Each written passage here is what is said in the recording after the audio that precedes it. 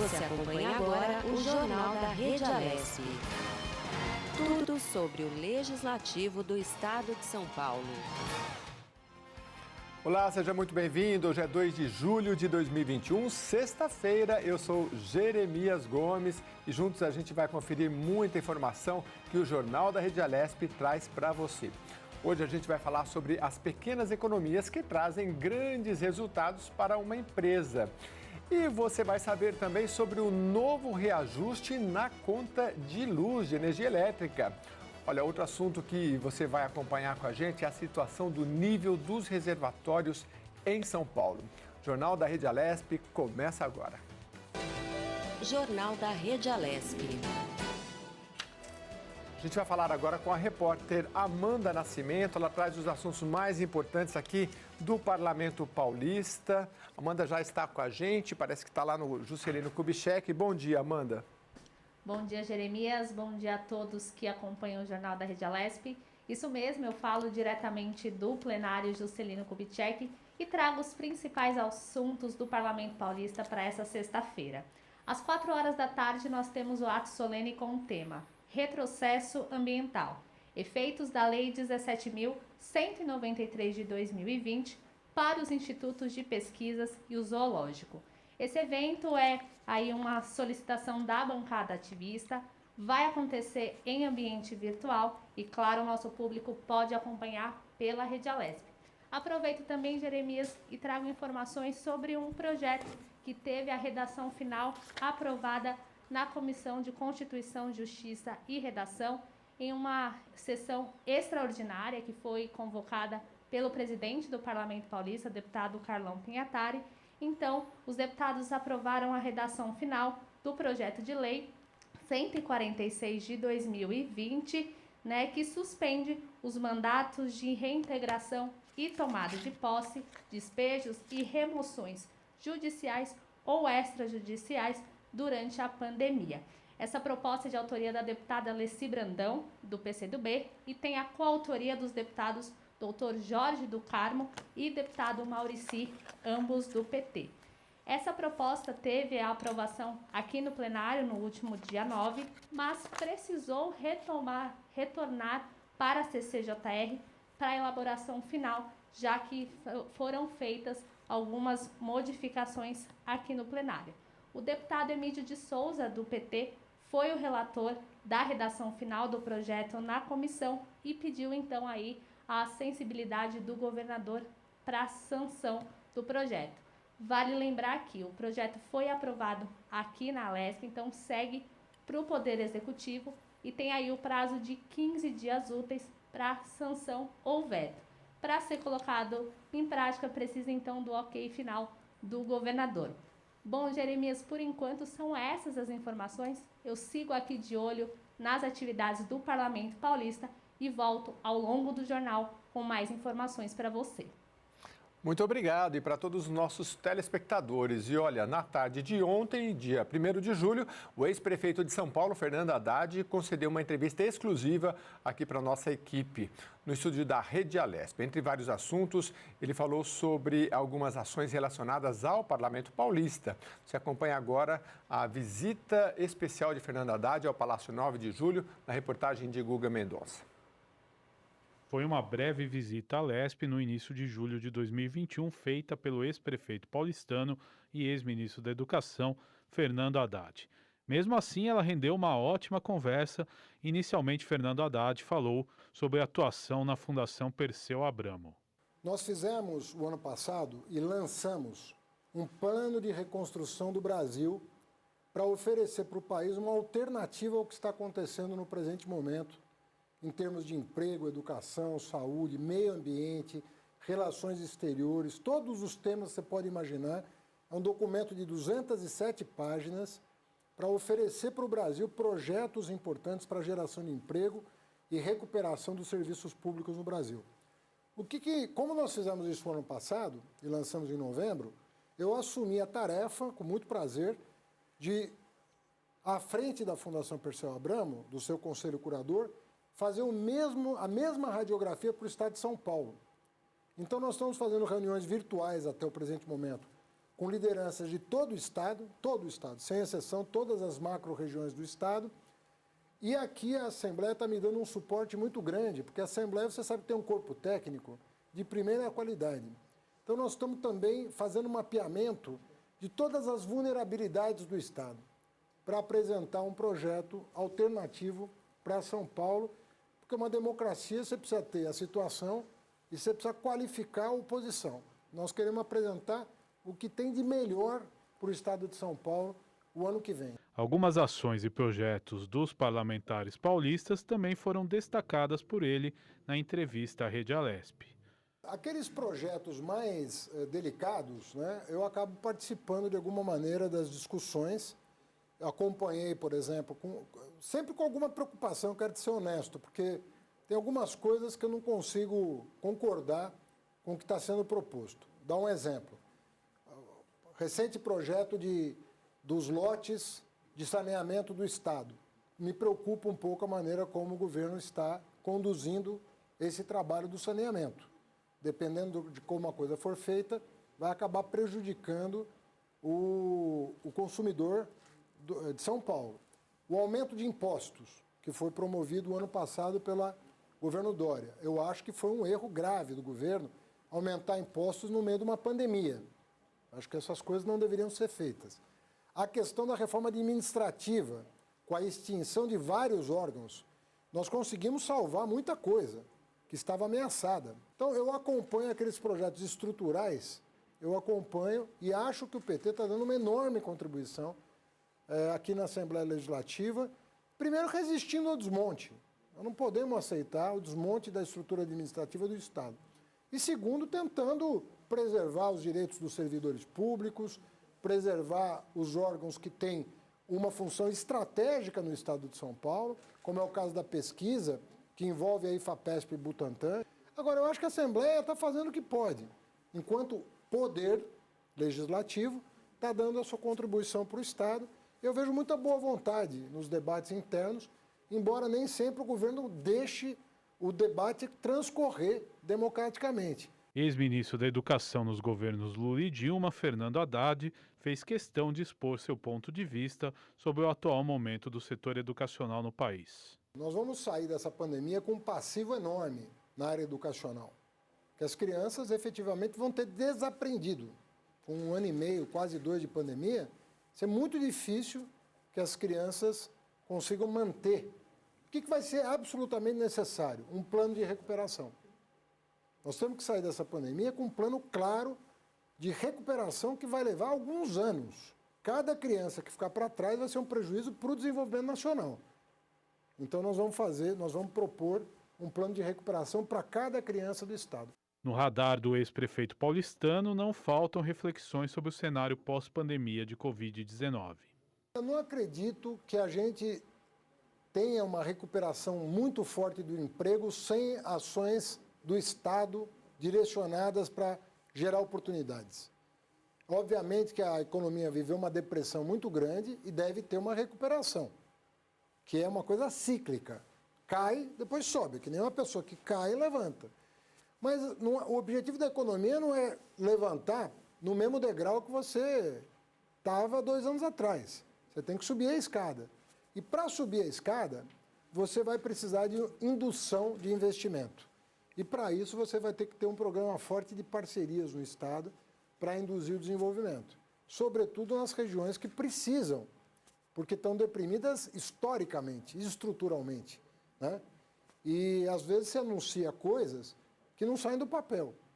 Muitos procedimentos da saúde foram postergados, não puderam ser feitos. Isso vale para cirurgias, consultas de especialista, exames laboratoriais, de imagem. Nós também vamos ter que fazer um trabalho de desrepresar isso tudo que a pandemia represou. Antes de deixar seu recado final aos paulistas, Haddad falou sobre seus próximos passos na política. Eu tenho conversado com muitas lideranças, porque eu acho que São Paulo tem um conjunto de partidos progressistas que, na minha opinião, deveriam estar unidos em torno de um propósito, de oferecer uma alternativa para o Estado de São Paulo, que há 28 anos é governado pelo mesmo partido.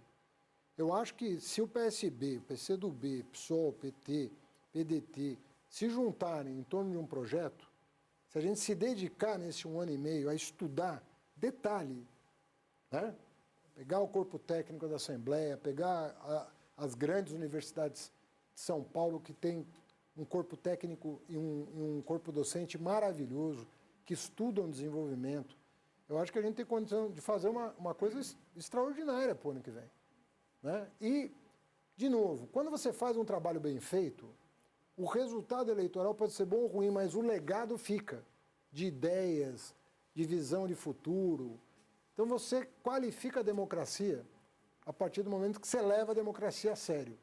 Vamos continuar nos cuidando muito, né? Estamos prosseguir com a vacinação e com os cuidados devidos. Vamos pensar a grandeza do nosso Estado, que é uma coisa extraordinária. Esse país, esse Estado são coisas que valem muito a pena. Pensar em quem mais precisa. Muita gente no desalento, desemprego, até fome a gente está vendo, uma parcela significativa da população brasileira passando necessidades alimentares, mas não perder a esperança, porque o futuro está logo ali. Se a gente trabalhar bem, a gente vai recuperar o tempo perdido, se Deus quiser. Muito bem. E olha, a cidade de São Paulo realiza nesta sexta-feira a repescagem da vacinação contra a Covid-19 no grupo de 42 a 46 anos ou mais. É obrigatório apresentar comprovante de residência na capital e um documento de identificação. Para a vacinação estarão abertas apenas as 468 unidades básicas de saúde, as UBSs e as 82 assistências médicas ambulatoriais, que são as AMAs. UBSs integradas, drive-thrus e megapostos não vão funcionar nesta sexta nem neste sábado. No sábado só vão estar funcionando as 82 AMAs UBSs integradas, que vão aplicar exclusivamente a segunda dose da vacina. Agora a gente vai para a nossa entrevista falar sobre as pequenas economias que trazem grandes resultados para uma empresa. Sobre esse assunto eu vou conversar agora com o Renan Kaminski, ele é especialista em treinamento financeiro para pequenas empresas. Bom dia, Renan, seja bem-vindo. Renan, fala para a gente qual é o principal erro aí que as empresas cometem nas áreas da finança. Muito bom dia. Bom dia, bom dia. Bom, o maior erro que as empresas cometem geralmente já acontece bem no início, quando elas abrem, quando o pequeno empreendedor, né, o cabeleireiro, o dentista, enfim, inicia um negócio, que aí é não entender que isso aqui é um negócio, né? Que isso aqui é uma empresa. Por menor que seja, por mais simples que seja, é uma empresa. E quando você começa o negócio entendendo que isso aqui é uma empresa, você já começa pensando em como profissionalizar mais, como gerenciar as finanças, como pensar o seu marketing, como crescer, contratar. Você entende que você, como empresário, não consegue fazer absolutamente tudo, né? Então, definitivamente, o maior erro que tanto quem está começando o negócio, quanto quem já tem o negócio há anos, é não entender que isso aqui é uma empresa e requer uma estrutura maior do que simplesmente se fosse um hobby, né? Alguma coisa que você vai ganhar um dinheiro aqui, um dinheiro ali. Se você quer realmente viver da empresa, entender que é a empresa e que precisa profissionalizar esse negócio, desde a gestão financeira até o marketing, processos, pessoas e assim por diante. E essa questão financeira, eu fiz uma reportagem esses dias falando sobre ONGs e eles diziam, olha, a captação de recursos tem que ser o coração da empresa, né? Ele tem que bater, pulsar e tem que ser focado. Na empresa que não é uma ONG, acho que também não é diferente, né? Quando se fala da questão financeira, muitas empresas, a gente sabe os números do Sebrae sempre traz aí de mortalidade, né? Acho que é 50% após 4 anos não sobrevivem. Isso é porque a empresa não tem uma economia, não tem um respaldo? Mas é difícil, né? Agora, em tempos de pandemia, a gente ter um recurso a mais para, na hora da tribulação, aguentar, né? Eu costumo dizer que o antídoto universal contra qualquer crise financeira é a reserva financeira, né? Isso tanto pensando na pessoa jurídica, na empresa, quanto na pessoa física também. Quando chega a pandemia e você tem lá 4 meses, 6 meses, 8 meses de reserva, é um cenário completamente diferente de quem tem 10 dias de reserva, quem tem que vender hoje para receber amanhã. E a realidade é que a maioria das empresas está nesse segundo nível, né? Com pouquíssima ou nenhuma reserva. Então, o ideal é, quando chega a crise, você ter a reserva financeira. Se não tinha, você vai ter que batalhar, vai ter que remar muito mais do que o normal para conseguir superar essa reserva, né? E aí, nesse momento em que a gente está em altos e baixos da economia, né? Fecha estabelecimento, abre estabelecimento, fecha estabelecimento, abre estabelecimento, mais do que nunca o empresário ele tem que ser muito austero ali nas finanças, né? E controlar muito bem, entender os seus números e pegar naqueles momentos em que o comércio ali abriu e que ele voltou a vender, e entender que, opa, daqui uma semana, daqui um mês, pode ser que eu tenha que fechar novamente. Então, é fazer essa reserva, garantir que você tem o mínimo de caixa para cumprir com as suas obrigações, para cumprir com as suas despesas. Mas o fato é, a gente vai sair, né, espero que em breve, sair de todo esse momento pandêmico que estamos, mas uma nova crise ela vai chegar, né? Um ciclo econômico vai ter uma nova crise. A gente não sabe quando. Pode ser uma crise na rua do comerciante que fechou porque estourou um bueiro e ele ficou uma semana sem vender. Pode ser uma crise mundial, enfim, mas vai ter uma crise. E quando você tem reserva, quando você tem caixa, quando você tem dinheiro economizado, você está muito melhor, né, do que a maioria dos outros empresários, do que as outras pessoas que não têm essa reserva. Ô Renan, eu imagino que você presta uma assessoria, a empresa que te procura, e eu acredito aqui que é para pequenas empresas, né?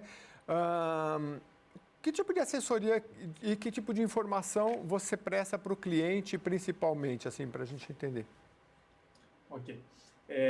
Nós somos especialistas em finanças para negócios, né? E a maior dor do empresário é trabalhar e não ver a cor do dinheiro. Parece que ele trabalha lá 12, 14, 16 horas e só está pagando o boleto, né? Isso a gente ouve dos nossos clientes. E muitas vezes ele simplesmente quer vender mais, né? Vender mais para resolver a situação. E o que a gente mostra na consultoria financeira é que nem sempre vender mais vai resolver a situação dele. Então, por exemplo, quando você vende mais, mas o teu preço está errado, não adianta vender mais, porque a precificação está errada.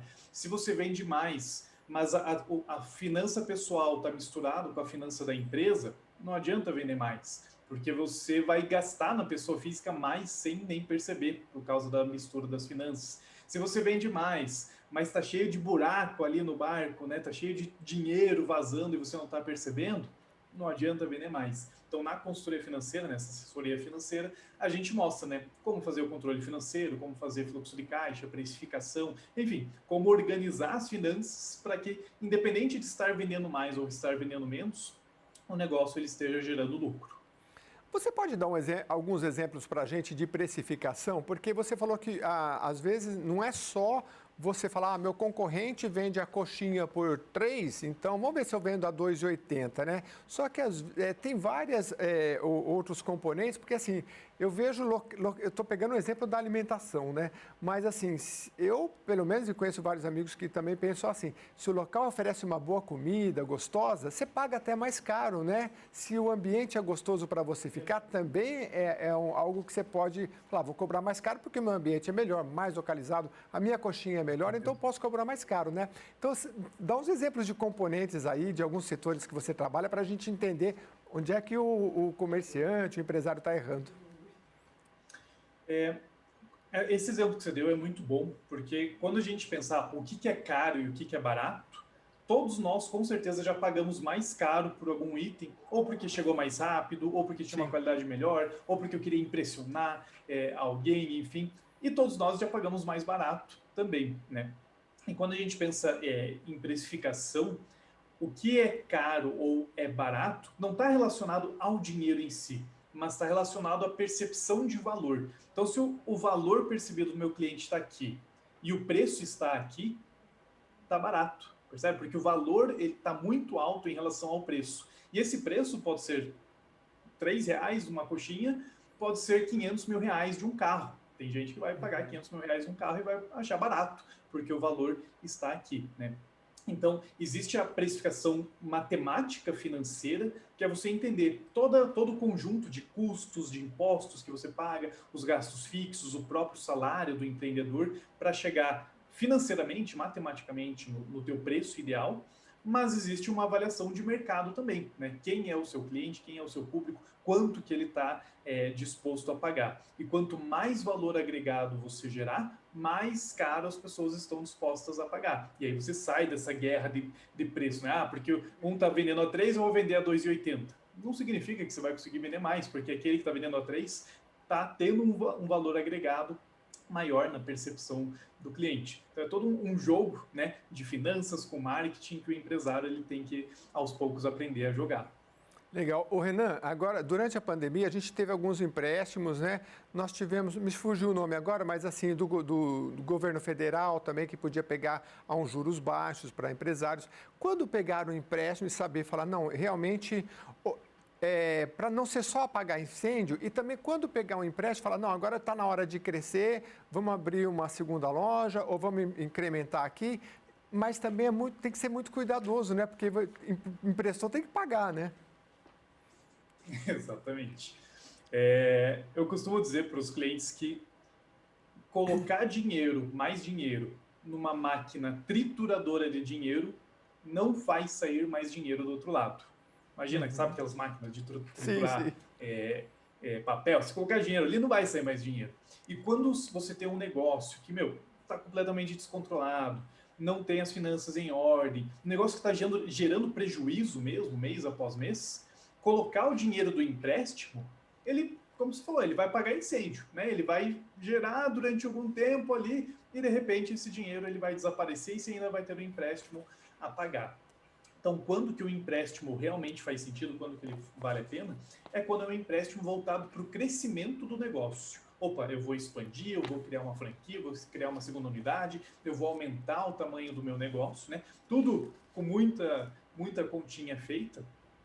Aí o empréstimo ele faz sentido, porque você vai aumentar a tua capacidade de geração de venda, de geração de lucro, e com isso vai pagar o empréstimo e vai sobrar mais dinheiro.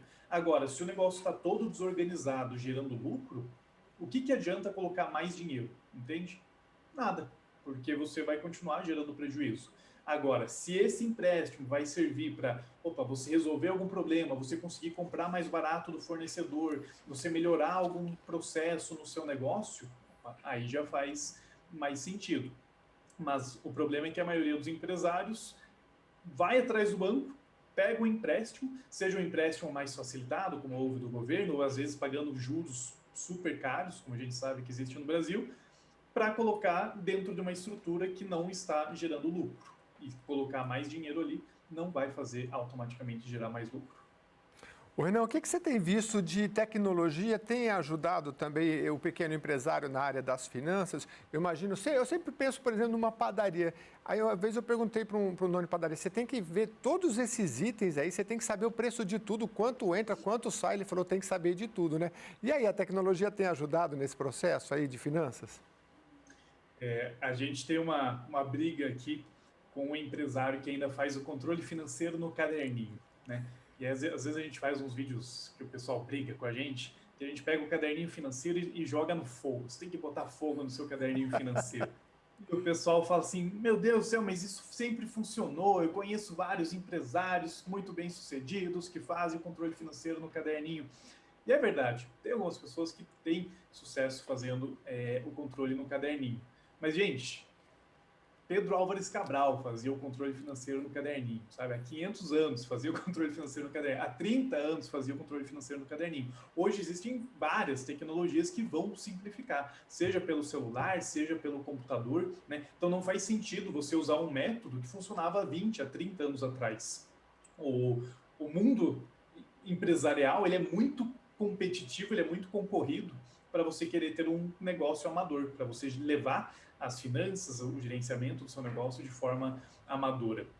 Então, existem softwares financeiros, existem próprias planilhas em Excel, né? Se você encontrar, tem algumas bem feitas, mas sem dúvida alguma, procurar sistema de controle financeiro que você faça online, você procurar sistemas que te ajudem na precificação, que te ajudem no controle de estoque, né? Você economiza tempo, e tempo empresário sabe que falta no dia dele. E aí quando você consegue ter um processo melhor, mais confiável, mais rápido, que te faça sobrar tempo, no final das contas, tempo vira dinheiro, né? Então, absolutamente não dá para ficar fazendo todos os controles no caderninho, isso é coisa do passado, tem que aderir a essas tecnologias, que são tecnologias, inclusive, muito baratas, né? Tem algumas que são gratuitas, você paga R$ 50 por mês, R$ 80 por mês, R$ 100 por mês, e já tem bons softwares na sua mão. Ô Renan, fala para mim de algum exemplo que aí na sua consultoria você tem visto que gente que tem se reinventado, porque a gente sabe que a pequena e a média empresa é que movimenta a economia do país. A gente tem agora, durante a pandemia, empresas de delivery, né, mundiais, elas acabaram aumentando muito os seus valores, mas essas empresas, por maiores que elas sejam, elas são importantes, mas o pequeno e o médio é importante para a economia, representa muito, né? Você tem exemplo de gente que se reinventou, às vezes está ali no bairro, mas consegue fazer uma entrega rápida, consegue entregar sei lá, um produto, uma alimentação melhor, enfim, né? Porque o que a gente vê, assim, parece que as grandes, elas sempre, durante a pandemia, elas aumentaram mais ainda, né? A gente tem exemplos vários aí. Mas o pequeno precisa, acho que, de assessorias como você. E eu queria que você trouxesse alguns exemplos bons, por favor. Legal. Temos vários exemplos, né? Durante a pandemia, ela forçou o empresário a se reinventar, a repensar o seu negócio, ou a empresa acabou ficando para trás, né? Então, por exemplo, eu lembro de uma empresária, uma cliente nossa chamada Ilka, é uma empresária, uma cliente há bastante tempo, e ela vende sorvetes, e ela vendia sorvetes para o público de bares e restaurantes. E aí, lá em março de 2020, né, quando iniciou a pandemia, quando ela chegou forte mesmo, todos os bares e restaurantes começaram a fechar, e ela se viu sem as vendas para o principal cliente dela. E ela, como fabricante de sorvete, o que ela fez? Em poucos dias ali, ela já fez posts nas redes sociais, já começou a falar com os vizinhos, já falou com os colegas, pedindo para enviar, e ela começou a vender, a entregar, né, fazer um delivery do sorvete dela para o consumidor final. E olha que interessante, um ano depois, essa linha de venda que não existia é maior do que a venda anterior para bares e restaurantes. Então, quando você entende, qual é o problema que o meu produto resolve, né? Qual é o problema, para quem que eu poderia vender de diferente do que eu vendia antes? Como é que eu posso fazer uma entrega diferente? Como que eu posso otimizar meu processo? Enfim, realmente colocar a cabeça para funcionar, para repensar o negócio, né? Porque a gente está vivendo tempos diferentes, e tempos diferentes requerem medidas diferentes. Se você tentar fazer a mesma coisa que funcionava 2 anos atrás, talvez nesse momento aqui não funcione mais. Então, os empresários que conseguiram repensar o seu modelo de negócio, né, como essa da sorveteria, muitos na área de gastronomia é fácil de falar porque todo mundo come, né? Muitos restaurantes, estabelecimentos que passaram a fazer delivery, que antes não faziam, empresas de educação presencial que foram para o online, educadores físicos também, né? Academias fechando, indo para aulas online. Eu mesmo faço aula online hoje de exercício físico. Então, o ponto é, como que você pode continuar vendendo, como que você pode continuar entregando, só que talvez de uma forma diferente do que você fazia antes. Você falou uma questão sensacional, né? A aula online de exercício físico. Aí eu fico pensando, poxa, hoje a gente vê dança de salão online. Aí eu falo, meu Deus, como? Porque a gente passou, sei lá, séculos e a pessoa fala, não dá para ensinar dança, você dançar sozinho. Parece que a pandemia vai forçando a pessoa até a falar, não, dá, tem que ter um jeito. E hoje eu recebo gente falando, olha, você quer fazer aula de dança online? Eu falei, mas dá, não sei como eles fazem, não sei se a pessoa pega uma vassoura, não sei como é que dança sozinho, mas eles estão fazendo. Ou seja, a gente vai quebrando, melhorando esses limites que a gente tem, né? Você trabalha, um pequeno empreendedor, às vezes ele tem um pouco de receio de contratar uma assessoria, porque ele fala, pô, já está difícil, né? Aí eu vou gastar mais dinheiro, né? O que você diz? E assim, uma assessoria para um pequeno empreendedor, você trabalha em conjunto com outros, por exemplo, pessoal de vendas, porque você é específico da finanças, né? E o que você diz para esse pequeno, e se ele pode pensar em gastar um pouquinho mais para poder pensar nisso, ou tem o momento certo, ou tem o tipo de empreendedor certo, enfim? A gestão do negócio ela é uma integração de vários pontos, né? Das finanças, do marketing, da liderança, dos processos. Então, quando a gente está num processo de consultoria, por exemplo, muitas vezes a gente vê que o problema dele não é vender mais, o problema dele é vender mais caro. Se ele vendesse um pouquinho mais caro, mesmo que vendesse menos, ele teria um resultado maior no negócio dele. Só dando um exemplo, né? Não estou dizendo que sempre vai ser assim. Então, o ponto a partir dali é, nossa, como que eu consigo vender mais caro? Como que eu consigo agregar mais valor? Como que eu consigo trazer mais clientes dispostos a pagar um pouquinho mais pelo meu produto, pelo meu serviço? Mas, em outros casos, os números vão dizer não. Teu gasto fixo está excessivamente alto. Você tem que diminuir gastos. Então, como que você pode pegar cada linha lá do fluxo de caixa e reduzir, negociar e eliminar? Mas em outros casos você vai ver, opa, eu preciso vender mais sim, né? Eu preciso ter X% a mais de vendas. E a partir dali você tem uma meta. Mas acho que o ponto central é ter essa clareza, entende? Porque o que funciona para um negócio não necessariamente é o caminho para outro negócio. Às vezes, porta a porta, é o mesmo tipo de empresa, uma do lado da outra. O que seria a ação ideal para essa primeira empresa, não necessariamente é para a segunda, porque cada um tem um modelo de vendas, tem um modelo de produto, tem custos específicos, tem o salário do empreendedor, tem os impostos que paga, enfim. Então, quando você entende detalhadamente os números da sua empresa, e é claro que aqui a gente não consegue entrar profundamente, mas quando você entende os números da sua empresa, você vai saber se no seu negócio o caminho é vender mais, se no seu negócio o caminho é vender mais caro, se no seu negócio é reduzir custo variável, reduzir despesa fixa, enfim, qual é o caminho que você tem que seguir. E aí, quando você entende essa meta que você tem que alcançar, você vai atrás do conhecimento, vai atrás dos profissionais que vão te ajudar nisso, seja vender mais, seja vender mais caro, seja reduzir custo variável, custo fixo, enfim. Muito bom. Eu conversei com o Renan Kaminski, especialista em treinamento financeiro para pequenas empresas. Muito obrigado pela sua participação. Obrigado, viu, Renan? Trazendo informações aqui para a gente sobre de utilidade pública, né? Como é que tanta gente desempregada e tanta gente tentando empreender, então daí a importância de você estar bem assessorado e entender como é que funcionam as finanças. Olha, a Prefeitura de São Paulo identificou 2 médicos que tomaram 3 doses das vacinas contra a Covid-19 na capital paulista. Segundo a gestão municipal, os médicos tomaram 2 doses da Coronavac e depois a primeira dose da vacina da Pfizer. Um dos médicos é da cidade de Diadema, na Grande São Paulo, e outro da rede municipal da capital paulista.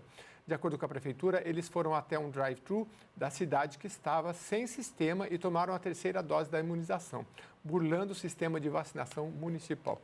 A fraude só foi identificada após as anotações manuais terem sido inseridas no sistema informatizado, que apontou que eles já tinham tomado as 2 doses da Coronavac.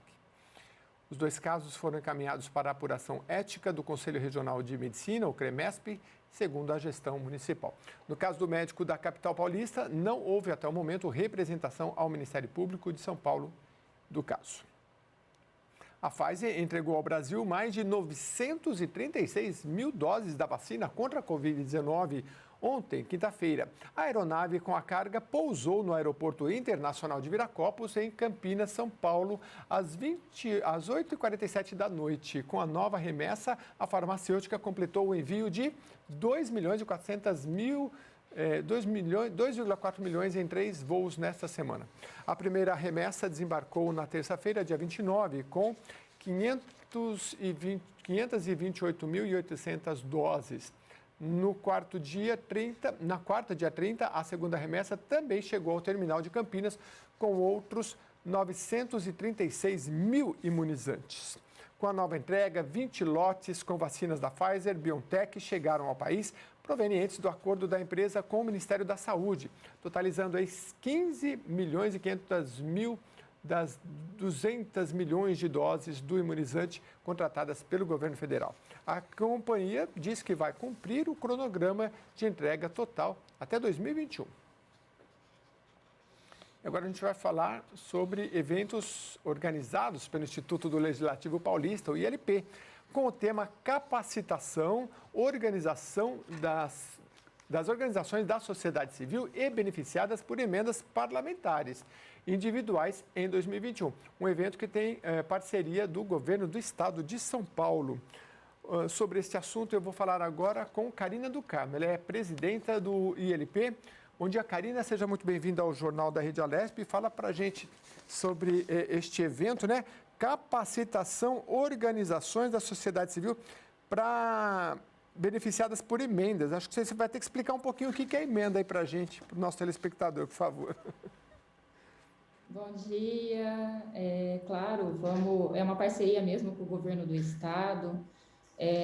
As emendas impositivas, vamos lá, a Constituição nossa do estadual, ela prevê a destinação de recursos, as indicações de recurso por meio dos deputados, né, pelos parlamentares. Uhum. Isso é publicado no Diário Oficial, então eles indicam tanto prefeituras municipais, quanto entidades, organizações sociais, né, para recebimento de recursos. Isso Certo. é previsto na nossa Constituição estadual, né, e aí é feito todo um trâmite, né, dentro de um sistema do governo, tal, para execução dessas emendas. Então, isso é uma emenda parlamentar, vamos dizer assim.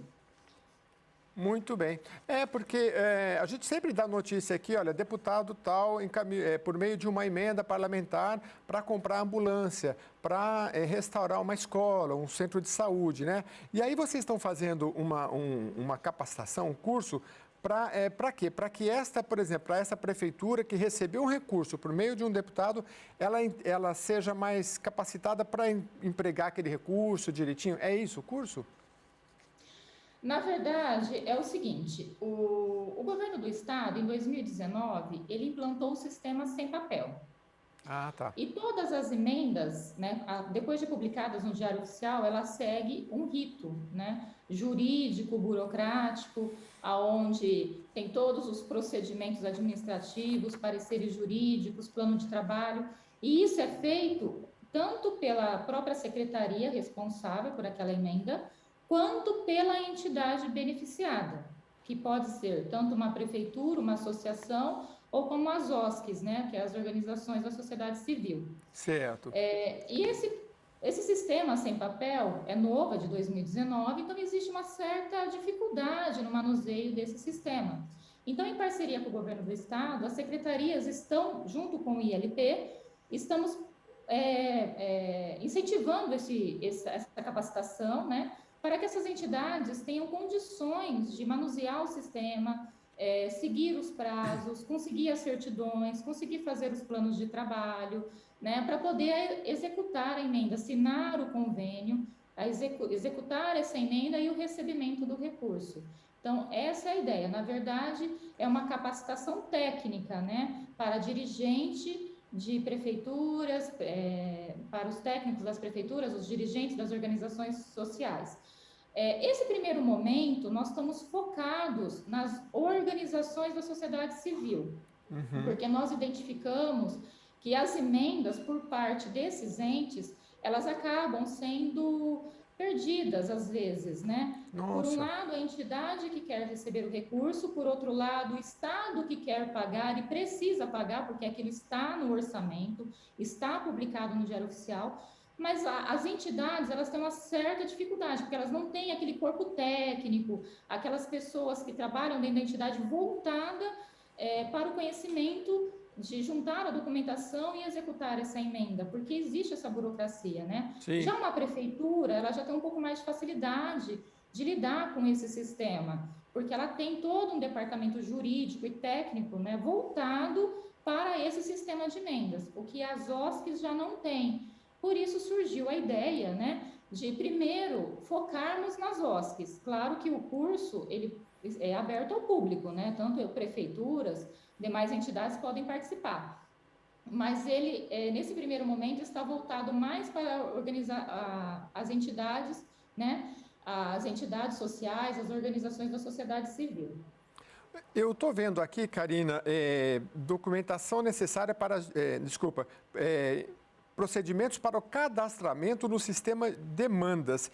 Esse sistema demandas, é claro que você também não é especificamente da área técnica, mas vamos ver se isso ajuda a gente, porque é posterior ao recebimento da demanda? Como está a demanda aqui, geralmente essas OSCs, elas preenchem isso. Eu tenho uma demanda aqui para restaurar um posto de saúde.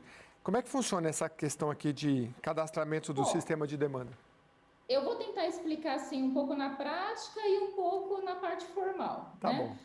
Uma entidade ou um município X, né, eles procuram o deputado da sua área, né, da sua base ali, e eles pedem recurso. Eu preciso de uma reforma, né? Então, por exemplo, a PAI, eu preciso de uma reforma na minha entidade, melhorar, preciso de ar-condicionado. Então, qualquer coisa que a entidade precise que esteja dentro do rol, né, de atendimento do Estado, porque não adianta também pedir uma coisa, um objeto que não existe no rol de trabalho do Estado, né? Então, esse é o primeiro ponto. Eles vão até um deputado, né, até o parlamentar, e solicita esse recurso. O parlamentar, visando a possibilidade de atender aquela entidade, atender aquele município dentro dos objetivos, né, do Estado, ele destina uma emenda. Então, essa emenda, ela é publicada no Diário Oficial do Estado. Vai a lei do orçamento para a Assembleia, né, no final, em outubro, né, provavelmente, normalmente é 30 de outubro, chega a lei do orçamento na Assembleia, onde os deputados fazem as indicações parlamentares com destinação de recursos para diversas entidades a serem beneficiadas. Isso sai publicado no Diário Oficial. A partir daí, o Estado pega essas informações que está lá na lei do orçamento e faz o cadastro no sistema, que é esse sistema novo, sem papel, que foi implantado pelo governo em 2019. A partir desse momento, o Estado fez o cadastramento e libera essa emenda para as secretarias processar a emenda, né, que é esse recurso. Então, por exemplo, a PAI, né, X, pediu ar-condicionado, R$100 mil para equipar toda a entidade com ar-condicionado, um exemplo. Começa o andamento da emenda. A secretaria pega, no caso, a PAI, está dentro do desenvolvimento social, eles pegam isso, né, faz o cadastro do objeto, libera para a entidade juntar a documentação, que aí são as certidões, né, da entidade, de funcionalidade, desde quantos alunos ela atende, qual o tamanho dela, enfim, é uma série de certidões, né, que são cobradas. Existe um checklist, né, da entidade, das certidões que elas têm que cumprir, o plano de trabalho. Então, eles têm que montar um plano de trabalho. Para que são esses ar-condicionado, por que eles precisam, qual o preço, os orçamentos. Então, tem toda essa regra que eles precisam entregar para a secretaria. A partir daí, a secretaria pega esse plano de trabalho, analisa juridicamente, analisa de forma pública também, se aquilo realmente é necessário, né? E aí eles dão um parecer jurídico e vai para a assinatura de convênio. Chega na assinatura de convênio, as entidades assinam isso hoje, tudo de forma virtual, porque o sem papel permite todo o procedimento de forma virtual. E depois da assinatura de convênio, é feito o pagamento dessa emenda e depois a prestação de contas pela entidade. Então, qual que é a dificuldade da entidade? Da liberação da emenda até a assinatura de convênio, que é onde ela tem que fazer todo o plano de trabalho. Isso demanda questões técnicas, por exemplo, não basta comprar um ar-condicionado. Ela tem que ter, vamos dizer assim, um postinho lá na frente que tenha capacidade de energia para tocar esses ar-condicionados. Então, para isso, ela precisa do engenheiro elétrico. Então, quer dizer, são muitas informações e a entidade ela tem uma certa dificuldade. Não tanto quanto a prefeitura, porque a prefeitura ela tem os departamentos, né? Que ajudam, né? Então, ela tem engenheiro, ela tem arquiteto. Então, a prefeitura ela tem um corpo técnico mais preparado. Já as entidades assistenciais, as organizações sociais, elas têm essa carência. Por isso, surgiu essa ideia de começar com as organizações sociais, para ajudá-los nessa orientação da documentação dentro do sistema sem papel. Que legal, vai ser muito importante. Quem quer se inscrever de uma OSC, como é que faz? na página da Assembleia Legislativa, né, na página do ILP, né, a gente pode entrar lá no al.sp.gov.br/ILP, procurar cursos e eventos e procurar sobre essa capacitação de aspectos técnicos para execução de emendas parlamentares. Essa capacitação, ela tem um foco mais voltado para as assessorias parlamentares, né, dirigente de entidades e organizações sociais, mas pode participar também técnicos de prefeitura, e como o curso é online, né, fica aberto também para todo o público que se interessar aí pelas redes da Alesp, pelo YouTube, pelas redes do ILP. Tá bom. E quando é que vai ser? Vai ser agora, as inscrições já estão abertas, né? E o curso começa no dia 12 de julho. É interessante que nós vamos dividir por temas, né? No dia 12 de julho, que é segunda-feira, das 10 às 12 horas, será específico com a Secretaria de Desenvolvimento Social, porque isso é importante saber também. Temos OSCs dentro de diversos temas: desenvolvimento social, cultura, saúde, educação, esportes, meio ambiente, justiça, e cada secretaria dessa, ela exige uma documentação, às vezes, um pouco mais específica. Então, achamos interessante, né, a própria Casa Civil, né, achou interessante dividir por temas, por secretaria. Então, na segunda-feira, nós teremos das 10 ao meio-dia a Secretaria de Desenvolvimento Social. Das 2h30 às 4h30, na segunda ainda, teremos a cultura. Na terça-feira, das 10 ao meio-dia, nós teremos a Secretaria da Saúde, né, as entidades, as OSCs que recebem recursos da saúde. Das 10 às 11h30, nós teremos, na quinta-feira, a Educação, Secretaria da Educação. E depois nós vamos abrir também para dúvidas, né? Nós vamos abrir um dia só para tirar dúvidas, né? Aí quem tiver com dúvidas aí relacionado com a sua área, vai ter as salas específicas, né? Que serão explicado isso durante o curso para a pessoa acessar de acordo com a sua dúvida. Eu estou vendo aqui que vai ter a participação pela plataforma Zoom, via rede Alesp, né, aqui da casa. Então, eu peguei uns números aqui enquanto você falava. O Brasil tem cerca de 236 mil ONGs ou OSCs, né? Como eu faço uma conta mais ou menos de 30% do estado de São Paulo, fazendo por baixo, 2 vezes 6, 12... Vamos lá, se fosse 20%, 12 vezes 2, uns 40 mil só no estado é muita coisa. Como é que é a capacidade eletrônica para vocês recepcionar tanta gente assim? Claro que não vão ser todos, né? Isso até é uma questão. Eu vi agora há pouco no site que abriram inscrições para 300 pessoas. Certo. Realmente, o ponto que você está dizendo, eu vou voltar a falar com o pessoal do ILP. Eu acho que a gente vai precisar de uma abertura um pouquinho maior para as questões técnicas, né, que são o público-alvo aí, que são os técnicos. Mas para você ter uma ideia, até um número interessante aqui, na Lei de Orçamento de 2021, né, que foi publicado no Diário Oficial para o orçamento agora de 2021, nós tivemos 3.033 emendas indicadas por parlamentares. São processos, vamos imaginar que são 3.033 processos de emenda, que representa 508 milhões de reais. Desses 3.033 processos de emendas, 34%, ou seja, 1/3 é para o terceiro setor, que são essas entidades, essas organizações da sociedade civil que vão receber. Quer dizer, é um número muito expressivo para as entidades, são 34%. Isso significa, no Estado, aproximadamente 745 entidades envolvidas, tá? Porque a gente tem um cadastro dessas entidades, já foi feito um levantamento, isso são números lá da Casa Civil, que tem 745 entidades envolvidas. Então, se a gente imaginar que vão participar uma pessoa de cada entidade, a gente não vai ter o espaço aí, né, que colocaram de inscrição a princípio. Então, isso já é um ponto que eu vi hoje, que eu já reportei para o pessoal do ILP, para a gente estar aumentando essa capacidade de inscrição.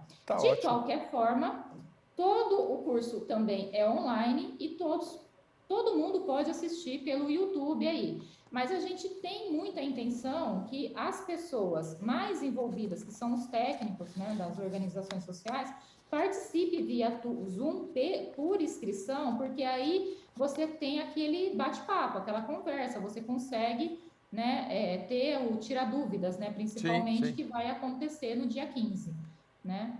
Mas é isso. Tá ótimo. Eu agradeço bastante a Karina do Carmo, presidência do Instituto do Legislativo Paulista. Só reforçando então aqui, né, Karina? al.sp.gov.br/ILP, eu acessei aqui, cursos e eventos, é o segundo lá, capacitação das organizações da sociedade civil, tá bem fácil, participa. Muito obrigado, Karina, mais uma vez. Eu que agradeço. Até a próxima. Instituto Legislativo Paulista sempre participando aqui com a gente, não perde essa oportunidade, vão ser técnicos da secretaria te dando uma assessoria muito legal.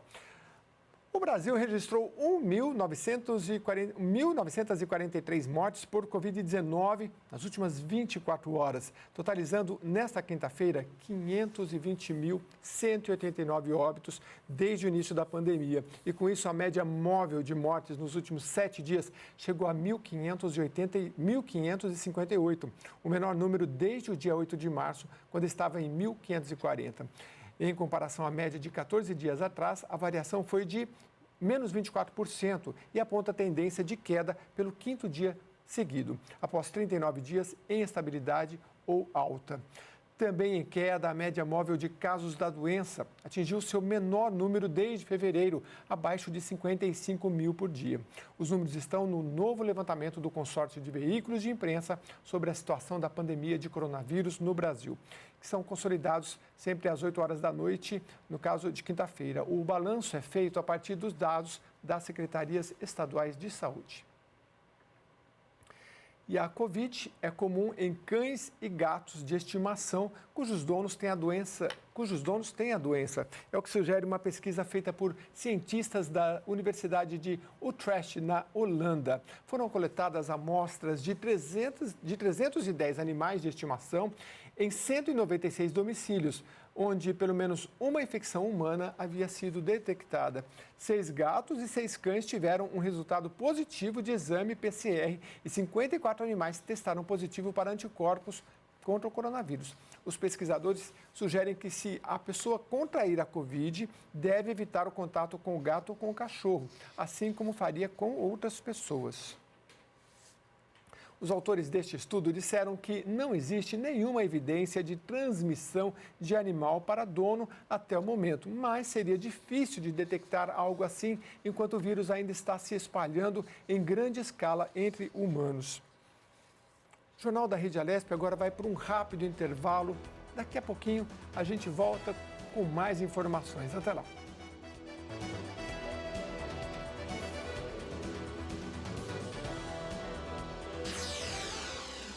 Você acompanha